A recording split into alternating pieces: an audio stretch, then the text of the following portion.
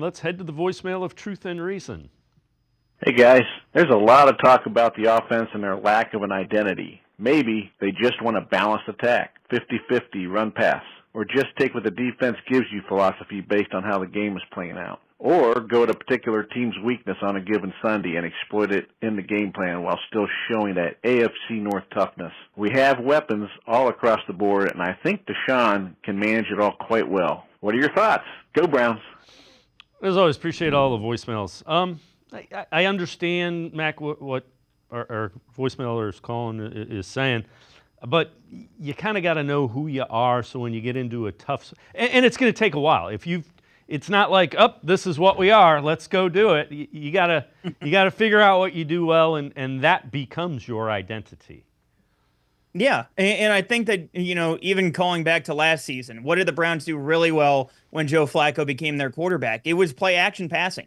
And, when it came down to it near the end of the game, you would see Joe Flacco go into those play action passes. And so I think it takes a little bit, and especially with a new offensive staff, and again, Ken Dorsey and company all coming in and getting familiarized with each other and, what the team does well, what the team doesn't do as well. I think that it is a bit of a learning experience, and there is a bit of a learning curve to see, what does this team do well? You can do it well on the practice field, but until you go up against other teams, that's when you find out who you are and what you do well as a team. And so, again, getting a chance to see that and see how these players mesh well with each other, I do think that that's going to be a bit of a learning experience so far this season.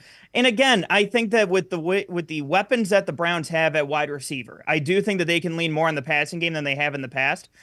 But I do think that it will be interesting to see how they situate the running game. I thought that despite the fact that he wasn't as efficient on Sunday, D'Onta Foreman, I thought was fantastic. I really thought that he had a lot of pop to his game, especially, and almost was like when Kareem Hunt had a little bit more speed a couple years ago, especially. But, you had that battering ram and was more north-south rather than east and west, which I think we've seen from Pierre Strong as well as, Jerome Ford so far this season. So I think that when they're more decisive, you can lean more on the running game, but also as the offensive line gets used to each other, that's going to come with time as well. So I think that it's kind of a feeling out process, and I think it's too early to say, what is the team's identity currently with this new offensive staff, but I do think that we'll get to that at some point here in the very near future. Kevin Stefanski was asked about, finding an offensive identity for a team. I think every football team should have an identity for certain. I think oftentimes how you play game to game changes because game plans change and the availability of players change. So you may change the style of play week to week, sometimes quarter to quarter, but there are things that are non-negotiables that you believe in. Yes. This offense's identity right now. Yeah, I wouldn't get too specific in what we're doing, other than to say we want to score some points, protect the football, play complementary ball. And to the caller's point, it may vary week to week. Kevin Stefanski's teams are gonna always run the football, and you saw that. If they have to bring in 7 linemen like they did with Zinter playing tight end and Nick Harris playing fullback, they're going to do that, and they'll bludgeon teams that way then.